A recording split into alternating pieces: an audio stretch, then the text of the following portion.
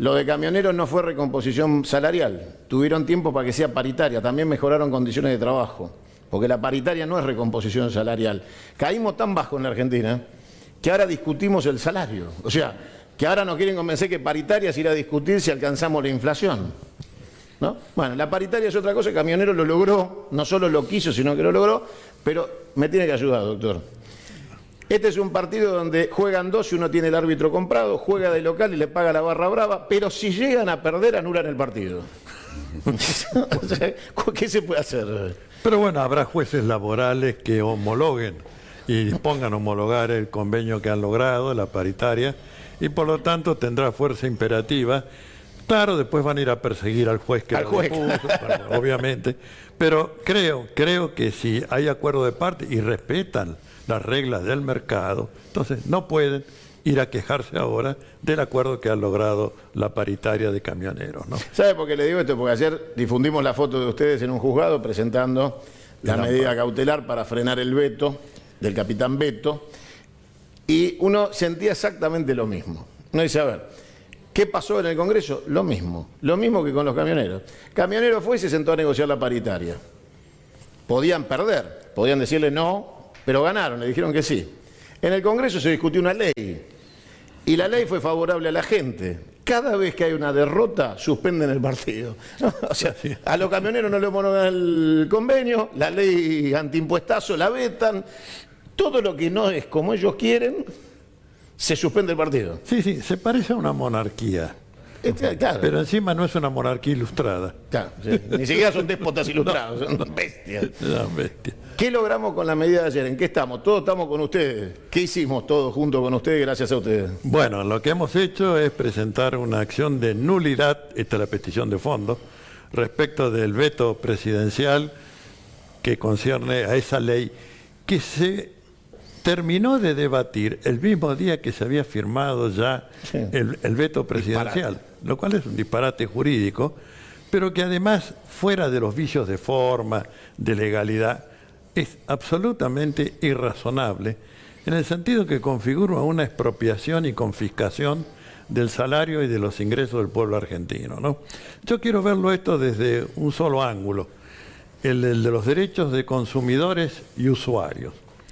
Bueno, esa cláusula lo que está significando antes que nada que el primer derecho de todo consumidor y usuario es poder acceder al consumo y al uso. Si no se puede económicamente acceder, entonces no estamos en presencia de un derecho humano, como dice la Constitución, claro, sino de una mercancía. El que tiene la capacidad económica para pagarla, la paga, y el que no, se priva de luz, de agua y de gas. Y pierde la vida digna y puede también perder la salud y puede también poner en riesgo el valor de vida. Y eso es mucho más grave cuando hay fenómenos de electrodependencia, que lo hace ya directamente una amenaza de muerte, y esto creo que tiene no un nivel de dramatismo, es dramático, ¿no? Es dramático, no es que lo pongamos en palabras, sino porque los hechos lo son. Bueno, otra de las cosas que establece esta cláusula, que para nosotros las cláusulas que se pusieron en la reforma del 94 no son para adornar la vidriera institucional, son para resolver las necesidades materiales y cotidianas, de manera que allí es donde tiene que operar ese derecho reconocido en la norma de derechos humanos. Estamos diciendo en la cláusula 42, trato justo y equitativo. Evidentemente esto significa que hay que poner tarifas que posibiliten el acceso en la dimensión de lo universal. No otra cosa es el precio justo. Es decir, es aquel que puede ser satisfecho, porque repito, es un servicio, no una mercancía. Y lo otro es que la ley constitucional le impone a las autoridades, es decir, a los tres poderes, y esto lo ha repetido la Corte en el precedente CEPI del año 2016, que los tres poderes están obligados para estos resultados en lo que hace a derechos de consumidores y usuarios. Está obligado el legislativo, está obligado el ejecutivo y está obligado el judicial. Bueno, el legislativo trató de obrar y le han frustrado. El ejecutivo, ya sabemos la inmundicia que ha hecho, institucional. Ahora resta el tercero de los poderes, que es el garante último de la supremacía constitucional. A él hemos acudido, le pedimos una medida precautelar de que no se le corte el servicio de agua, de electricidad o de gas a ningún habitante de la nación argentina. Y segundo, ya como medida cautelar, que se suspenda la aplicación del decreto 499 del 2018, que es el decreto de veto. Y como petición de fondo, que al declararse la nulidad de este decreto de veto, vaya entonces, adquiere fuerza y plena ejecutoriedad la ley que votó el Congreso de la Nación, que representa a todo el pueblo. Esto es lo que le estamos pidiendo. Los tiempos que esto lleve tienen que ser breves, porque la Constitución define a la acción de amparo como expedita y rápida. Toda la infernalia que se genera con la burocracia judicial, de que si pagaste, trajiste el bono de firma de abogado, si digitalizaste... Excusa procesal. Bueno, no. Cuando estamos pidiendo una medida precautelar que es urgentísima, el tribunal tiene que resolver. Y si lo hubiéramos hablado por teléfono y le hubiéramos pedido eso, también tendría que resolver, porque no está sujeto a ninguna formalidad. De modo que aguardamos del Poder Judicial que cumpla con lo que es su deber primero. La primera ley de organización del Poder Judicial de la Nación, el artículo 3 de la ley 27, por el número se dan cuenta de qué fecha estoy hablando. Lejos. 1866.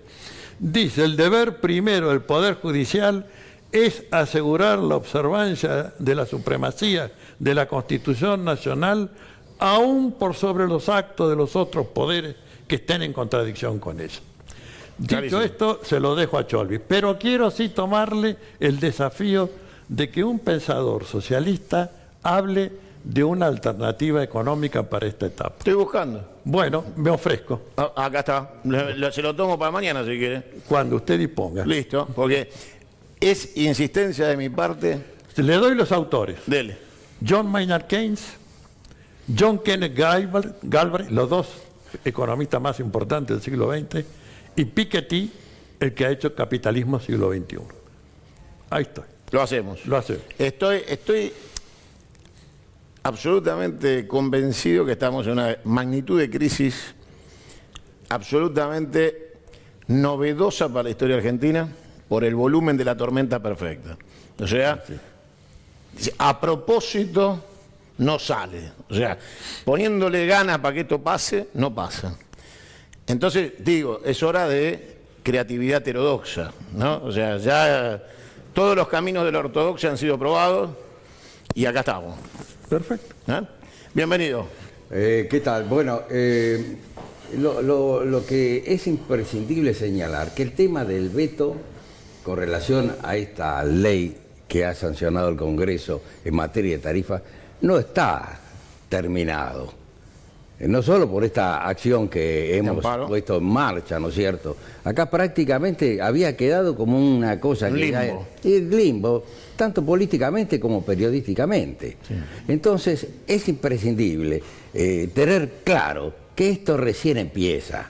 Y hay varias vías para confrontar con esta nefasta política económica que está sometiendo al pueblo argentino y haciendo perder sus derechos humanos básicos y a la nación argentina perder su soberanía en lo que hace a toda esta faz económico-social.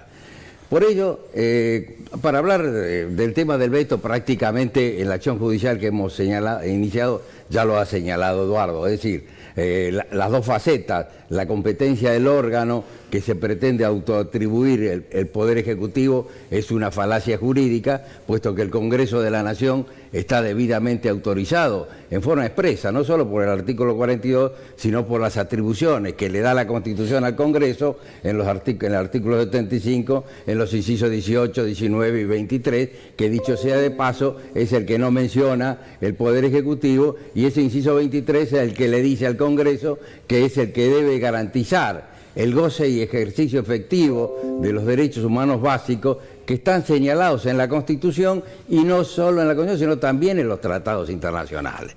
Eso por un lado. Y después está la falacia en cual se encuadró este procedimiento del veto, cuando en realidad, siguiendo ese concepto anacrónico y autoritario que tiene este gobierno, prácticamente ya lo tenía listo antes de que finalice el debate. Por ello la prueba está en el boletín oficial del 1 de junio, cuando dice visto lo sancionado por el Senado de la Nación el 30 de mayo. No, no se sancionó nada. Entonces vamos a lo que dice la Constitución. La Constitución expresa, como bien señalaba Eduardo, acá no estamos en una monarquía donde hay dos soberanías. Las ganas que tienen. Acá se mueren de ganas.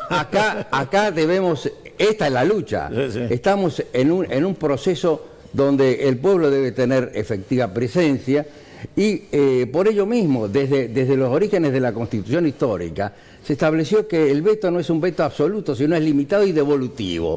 Es decir, que la otra faz está en el propio Parlamento, y en el propio Parlamento hay varias iniciativas a poner en marcha al respecto.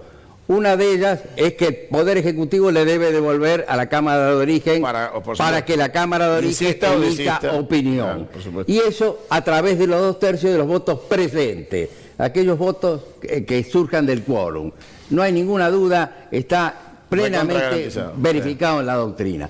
Pero el otro tema es el que se planteó recién, con los artículos 53 y 59 de la Constitución Nacional. Es hora que en el ámbito del Congreso Nacional se analicen las consecuencias de estas políticas que están llevadas adelante en la República Argentina del 10 de diciembre de 2015.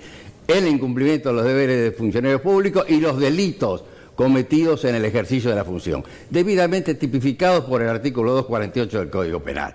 Es decir, el Congreso de la Nación tiene mucho que decir, pero además tiene mucho que decir con relación a la participación protagónica del pueblo, es decir, a una iniciativa legislativa para que el pueblo emita opinión sobre todas estas políticas económicas, y en particular a la otra que quizás vamos a tener que hablar, del Fondo Monetario Internacional.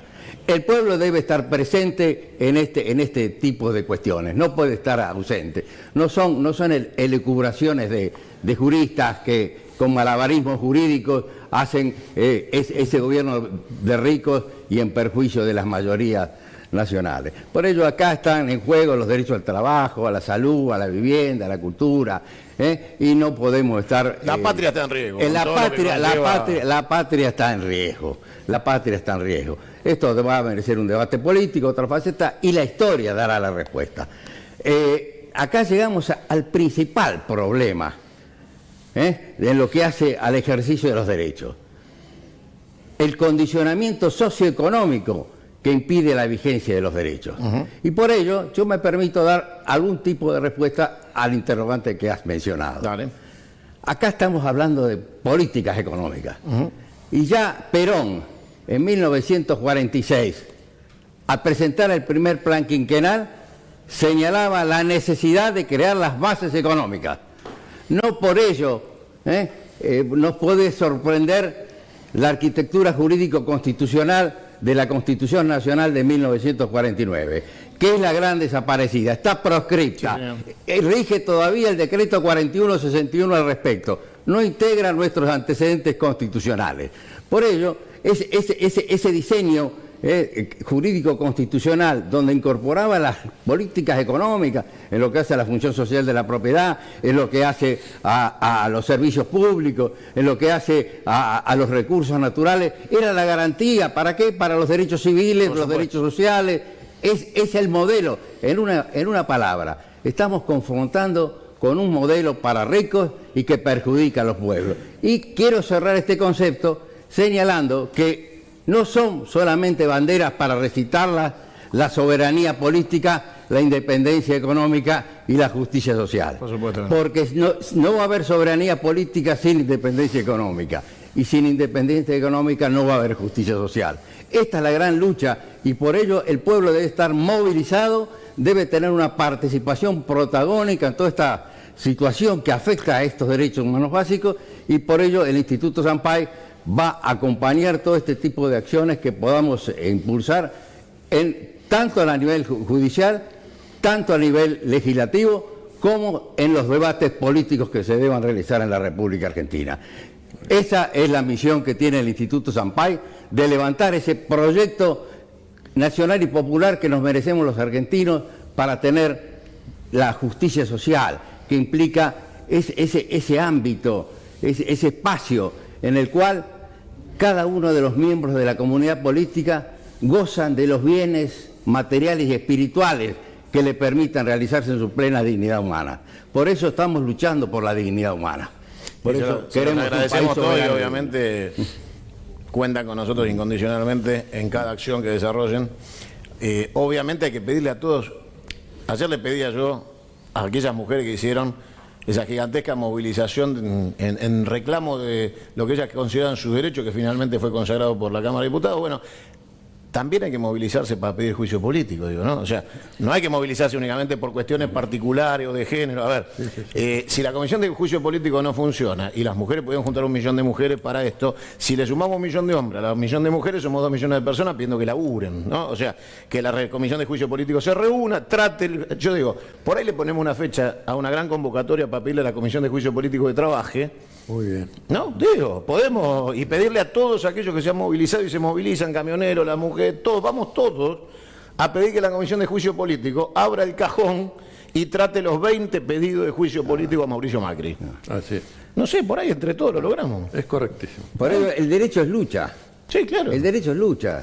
Desde esas concepciones de von Ehring, el derecho es lucha. Sí, yo digo, tiro esta idea. Es una técnica social y política que sí, va avanzando o retrocediendo de acuerdo a la prevalencia de los sectores en las sociales. últimas horas quedó claro que con movilización hay reacción. Así es. Correcto. Entonces, por ahí lo que nos está faltando es Unir esfuerzos. unir esfuerzos y decirle a todos, vamos tal día a pedir el juicio político y que la Comisión de Juicio Político se reúna. Digo, por ahí. Así es. Bienvenido, ¿cómo andan? Muy bien. ¿Usted marcharía? Sí, nos acompaña. No, por favor. Por favor. Bienvenido. Faltaba más. ¿Estaríamos todos ahí? Estaríamos todos. Y muchos más que conocemos que... Seguro, yo por ahí de esto que estamos tirando florece, ¿no? Por ahí entre todos nos juntamos y decimos vamos tal día, nos hartamos, o sea, no estamos pidiendo nada que no sea, traten los pedidos de juicio político. La multisectorial por el juicio político. Ahí está. La multisectorial, ahí está, y la integramos todo y vamos, y convocamos. El título lo tenemos, vamos a Ya está. construirlo. Pues bueno, acá no, conmigo cuenta, ¿no? O sea, Sí. vamos. Por lo A que te ver. decía Santiago, en principio, otra vez, nuevamente, muchísimas gracias No, a vos, por favor. la cobertura, el espacio, por habernos acompañado y haber estado mostrando las imágenes de lo Ayer que la gente se sucedió ayer. sorprendía, inmediatamente lo subí a Twitter cuando me llegó la foto de ustedes presentando, la gente no sabía. La gente se sorprendía, agradecida, se sorprendía del hecho, ¿no? Bueno, de subrayar que está habiendo un apagón informativo Sí, sobre claro, toda esta problemática como era de esperar. Sí, claro. El régimen no ahorra en gastos para Clarín. No, exactamente, y pensemos que además esas páginas enormes que contratan las distribuidoras en estos medios, algo condicionarán, El 4G, el 5G, ¿no? Todo tiene un precio. digamos. Pero en principio agradecer enormemente al Instituto Sampaio, a supuesto. Eduardo Marcesat, a Jorge Cholvis, a quienes se han sumado el juez Luis Arias, que por cierto ayer estaba en La Plata al tiempo que nosotros hacíamos Estaban esta acá. presentación, estaba defendiendo él su propia integridad, que pusieron en cuestión producto de su intervención en las cautelares que estuvieron deteniendo estos aumentos tarifarios. O sea, acá está todo vinculado con todo. La jueza Ford, o sea, todo. Acá está todo vinculado con todo. Rosansky también, muchísimos profesionales. Pero además, lo más importante es que se está trabajando en articulación con los movimientos sociales, con los movimientos políticos, con las multisectoriales, con los barrios, con los clubes de barrio, con las mutuales, con las asociaciones, porque esta es una batalla que nos involucra a todos y nos da la oportunidad de empezar ese ejercicio de articulación entre todos los ámbitos profesionales, técnicos, de militancia, de ciudadanía raza, que simplemente está horrorizada por lo que le está pasando frente a la problemática de tarifas. Heladera mata relato. Exactamente, exactamente. Y como entonces bien decías, es un proceso que inició hace muchos años y vos lo venís siguiendo, este proceso fuertemente y me consta, pero que en la medida en que se incrementa la presión y vuelven a repercutir los impactos nuevamente, la conciencia también se amplía y se agranda y hay muchos más temas de acuerdo y las contradicciones secundarias de todos nosotros van pasando a un plano casi inexistente y tenemos que aprovecharlo y convocarlos a todos a esta batalla y a todas las batallas similares como esta. Nosotros concretamente estuvimos esta mañana con los doctores en el juzgado número 12, que fue donde tocó sorteada la causa, conversando con la doctora Macarena Marra, que es la jueza que va a intervenir en principio en esta presentación, que por supuesto se comprometió a acelerar los tiempos en la medida una cautelar de todo lo posible, pero también hay que poner sobre la mesa la circunstancia de que este plazo del que ella nos habla vence el 9 de julio. El día de nuestra independencia, de manera tal que entonces tenemos intención de convocar a todas las multisectoriales del país. Es el 9 de julio, no el 9 de mayo ni el 25 de julio. Correcto. Porque si sigue el gobierno, por ahí tenemos que esperar hasta el 25 de julio del año que viene, ¿no? Pero lo importante es, hemos pedido ya, por supuesto, consultas con todas las multisectoriales del país, con todos los gremios con los que estamos en contacto, las organizaciones políticas, para darnos desde el campo popular, desde la ciudadanía preocupada, interesada por esta problemática, una estrategia de esperar con todo respeto la evolución de este proceso en la justicia, toda vez que estamos en manos de profesionales. Sí, claro. Fuera de discusión. Fuera de toda discusión. Pero que precisamente una de las cuestiones que le planteábamos hoy a la jueza es la urgencia que hay en este momento en los hogares que están esperando esta medida porque les cortan la luz mañana. Bueno, súmenos a todo ese grupo de sectores sociales, a los periodistas, que algo podemos ayudar, ¿no? O sea, tenemos la capacidad de molestar, ¿no? Así que súmenos, tranquilo que tomada la palabra. Y ahora lo que me gustaría, porque si nosotros, en términos generales de esta problemática de tarifas, estamos en esta situación de agobio, incluso hablábamos recién de las pymes, de desesperación. Sí, claro. A mí me gustaría darle la palabra a un compañerazo, que es el presidente de la Asociación Argentina de Electrodependientes. Por favor. Bueno, muchas gracias. ¿Cómo está Santiago? Bueno, recién hablaba Eduardo del dramatismo que es para los electrodependientes, los avisos de corte. Si bien nosotros tenemos una ley, es una ley que no se difunde como debería, que no están las personas electrodependientes dentro de la misma. Hoy, por ejemplo, tuvimos que enviar a el ENRE un pedido de restricción de corte para Gladys Gómez, es una vecina de Bulón, que le llegó un aviso de corte y un aviso de quita del medidor, siendo que está en el ENOR registrada como persona electrodependiente. Acumuló una deuda de 23.000 y pico de pesos, y el día de mañana, si nosotros no intercedíamos a tiempo, no solo le iban a quitar, no solo le iban a cortar la luz, le iban a quitar el medidor. No, eso es un atentado contra la vida, porque la vida de esa persona necesita de la energía eléctrica para poder vivir. Por eso es muy importante este pedido, ¿no? Que lo que hace es declarar nulo el veto para que pueda tomar efecto la ley y no sigan sometiendo a los electrodependientes con los aumentos tarifarios que se traducen en boletas impagables, que se traducen en amenazas de corte, que muchas veces se vuelven efectivos como se pretendían volverse efectivo el día de mañana miércoles, ¿no? Entonces, en ese sentido, conscientes de que hay una ley, que es la ley nacional por la cual hemos peleado tanto, también somos conscientes que el aumento tarifario sigue impactando en los electrodependientes, siguen arriesgando su vida por cuestiones básicas, ¿no? Que no se difunde, y si tenés la suerte de enterarte de la ley, debes someterte a los tiempos del Ministerio de Salud, teniendo en cuenta que, bueno, hay también casos en los cuales se ha presentado hace 5 o 6 meses el formulario de inscripción para poder tener la tarifa gratuita y aún no se han resuelto, ni hablar lo que pasa en otras provincias. Hay 5 provincias que aún no adhirieron a la ley nacional. Tenemos el caso de Jujuy, que adhirió, pero el gobernador vetó la ley. y otras provincias como Catamarca, como Córdoba, que están esperando que se reglamente. Así que en ese sentido es de vital importancia que se cumpla la ley 27.351 y que mientras tanto se haga efectiva a una ley que venga en cierta manera a frenar el aumento tarifario, teniendo en cuenta también la gran cantidad de consumo que tienen los equipos que se encargan de mantener con vida este universo de personas, ¿no?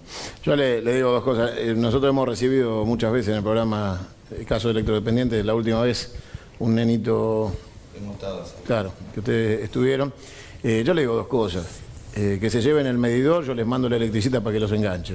O sea, no hay ninguna vida que pueda correr riesgo por materia empresarial. O sea, acá no hay ninguna factura que pueda valer una vida. Con lo cual, es un disparate pensar que en la Argentina alguien solo se le pueda ocurrir la idea de sacarle un medidor a alguien que horas después puede morir por la falta del medidor. O sea, hay un nivel de... Perdona, Santiago, y otra cosa más, no solo la quita el medidor del día de mañana, hay 3 casos de electrodependientes que le pusieron medidores prepagos también, que hoy también lo llevamos al ENRE, que es como el chip de celular. Sí, es un delirio. O sea, pensar que, a ver, el electrodependiente puede ser un anciano que vive solo, que va al kiosco a cargar la tarjeta para el medidor. O sea, a ver, el nivel de estupidez llega a límites poco comunes. Un motivo más para que todos sepamos que la vuelta de un gobierno como la gente en Argentina tiene que estatizar toda la prestación de servicios en Argentina de una buena vez, con inventario, ¿no? O sea, retomar el servicio con inventario, todos a tribunales, ¿no? Cobrar todo lo que nos deben, ponernos al día con la situación, obviamente buscar quién fue el que dio la orden de quitarle un medidor a un electrodependiente, o sea, ¿no? O sea, sin castigo no se aprende. Así es. Tiene que haber consecuencias. Si no, no se aprende, ¿no? Porque estamos frente a una situación de impunidad absoluta de quienes están, en este caso extremo, rayando el Código Penal, jugando... Pero qué duda hay, a ver, frente a una muerte de alguien electrodependiente al cual se le sacó el medidor por orden de un gerente de una regional, a ver... Pero yo te pregunto, ¿y qué es acaso cortarle el gas a una familia en pleno invierno? Sí, olvidémonos. ¿Qué es eso? ¿Qué es cortarle la luz, el gas a una familia en pleno invierno? Los servicios, los derechos humanos. ¿Qué es? Totalmente. Y raya en el genocidio. Sí, claro. Raya en el genocidio. Porque hay un dolo directo o un dolo eventual. Pero hay dolo, de eso no cabe duda. Exactamente. De hecho, hoy, hablando con la doctora Marra, le planteábamos que ya hoy, todos los días, están habiendo cortes de suministro y sometiéndose a la ciudadanía argentina a esta situación. De hecho, de facto. O sea que estas 3 semanas todavía ya son mucho tiempo, que por ahí para la justicia, y entiendo las explicaciones de los doctores, son un periodo razonable, incluso breve, pero para esta situación de emergencia extrema... Un minuto es una vida. Exactamente. Doctor, le pido un cierre. ¿Cómo acompañamos entonces acá el 9 de julio la resolución esta? ¿Qué tenemos que hacer? ¿Quiere que vayamos a tribunal a preguntar? ¿Cómo colaboramos? Yo creo que todos los días tenemos que dar un informe sobre el estado de trámite en cuanto a la precautelar y a la cautelar que se ha peticionado, porque creo que en esto se nos va la vida, creo que en esto está la posibilidad de que tengamos un gobierno y creo que efectivamente esta es la antesala de las varias, pero quizás la más importante para el juicio político por mal desempeño y por comisión de delito en ejercicio de la función pública. ¿Se comprometen ustedes a venir todos los días a informar a alguien cómo evoluciona? Sí, sí. Por supuesto que todos sí. los días estamos acá, de 7 a 9, sí, alguien que venga y nos actualice, así está la cautelar. Correcto. ¿Sí? Y los invito a que armemos la multisectorial por el juicio político. Bueno, muy bien. Ármelo usted, doctor, que nosotros acompañamos. Bueno. Gracias por haber estado. Vamos con los flashes de noticias del canal y ya volvemos. Tenemos mucho más, no se vaya de ahí porque esto recién empieza y dentro de 20 segundos viene lo que más me molesta del programa. Vamos con los flashes. Estamos acá en Plaza Moreno, colmada de estudiantes, de universidades, colegios también. Están haciendo un reclamo, basta de ajuste en cuanto al presupuesto que se les destina. Vamos a hablar acá con algunos de los chicos. A ver qué... Hola, ¿cómo estás? Mi nombre es Ana, mi compañera somos del estudiante